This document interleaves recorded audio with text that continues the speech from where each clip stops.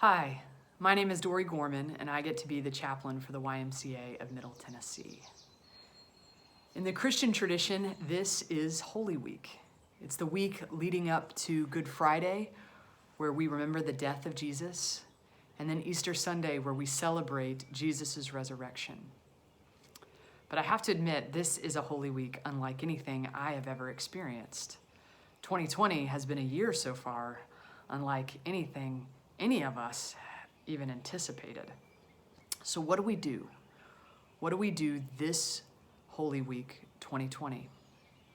Well, I invite you to join me with one of my traditions, and it's to read the story of this week for the original followers of Jesus from the Bible. You can find it in the New Testament, in the first 4 books of the Bible called Matthew, Mark, Luke, and John. And you can honestly, if you're one that doesn't like to read books, this week you have permission to just skip to the end of Matthew, the end of Mark, the end of Luke, and the end of John, all detail this week in the life of Jesus and Jesus' followers. Well, as I've been doing this, I keep coming across this story. It's found in each of those accounts of the Gospels, and it's the story of Jesus with his followers in the Garden of Gethsemane, and it's when Jesus is arrested. What happens in the story is guards come and one of Jesus' followers, Judas, betrays him, identifies him as Jesus, and the guards begin to arrest him. And Jesus' followers, one of them in particular, Peter, reacts. Peter grabs a sword from one of the soldiers and pulls it out of the sheath and cuts off the soldier's ear. And Jesus responds to Peter and heals the man and restores his ear. And in this story, I keep going back over and over and over again. John is the only, it's in John 18, it's the only one that really identifies that it's Peter. In every other gospel account, we don't know who it is. It just says one of Jesus' followers. But in John, we learn that it's Peter who does this. Peter has this fight response. It's human nature when you're confronted with something and you feel threatened, there's fight or flight. Well, Peter is fight. The rest of Jesus' followers, we learn they run away. They are flight for sure. But Peter has this fight response. And as I've been sitting with this story, it really called to mind another story, another book, a man named Viktor Frankl. This is a great book. It's called Man's Search for Meaning. You can probably find it even for free or very cheap a lot of times on Kindle, and I'd encourage you to read it. If it were written today, it would be called Humanity's Search for Meaning. It's for all people.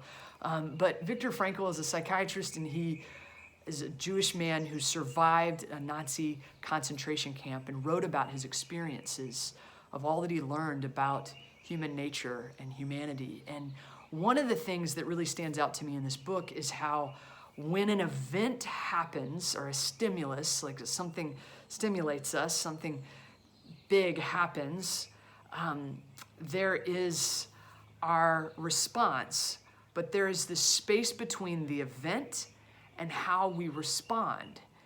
And Frankl talks about it's our choice.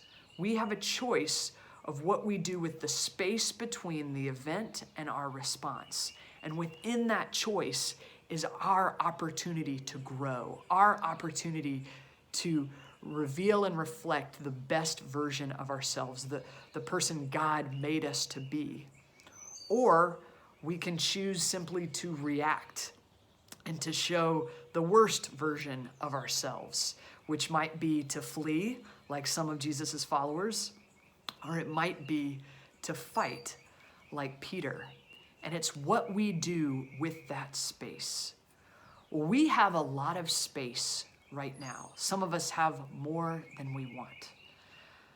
And this event, COVID-19, has happened, is happening. We're living in the midst of it. And every day we get an opportunity to decide what we will do with the space we've been given. And we get to decide how we will respond. I like to think if it's a small amount of space and we don't do a lot with it, we just react. But when we actually take the space that is needed, then we can have a thoughtful, Spirit-led, God-inspired response. And we can show the best version of ourselves. So what do we do? What do I do with the space that we've been given? I hope we will sit with what we're feeling and we will acknowledge it. We won't run from our feelings. We won't ignore them or stuff them or suppress them, because they will come out and they will burst out like grabbing a sword. I also hope we won't be overcome by them so much that we run away scared. I hope we'll acknowledge them. We'll be curious with our feelings. Why do I feel anger right now? Why do I feel guilty? Why do I feel sad?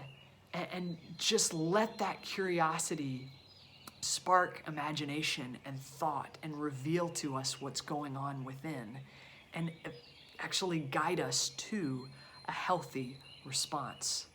There's another verse found in Ephesians that says, in your anger, do not sin. And in other words, in your anger, don't be violent. In your anger, don't harm. In your anger, don't just react. Really, what I like about that verse is it's written with this assumption that you will get angry. And the anger itself isn't identified as sin. So it's when you have all sorts of feelings, don't do harm. Don't be violent. And the only way I know to do that is to take the space to be curious with what I'm feeling, to then acknowledge it to others, and to choose how I will respond with each day and with every opportunity. So I invite you to read these stories with me this week, to consider your feelings and your emotions, to take the space you need so that you can respond appropriately to yourself and to others, so that no harm is done to yourself or to others during this Holy Week 2020.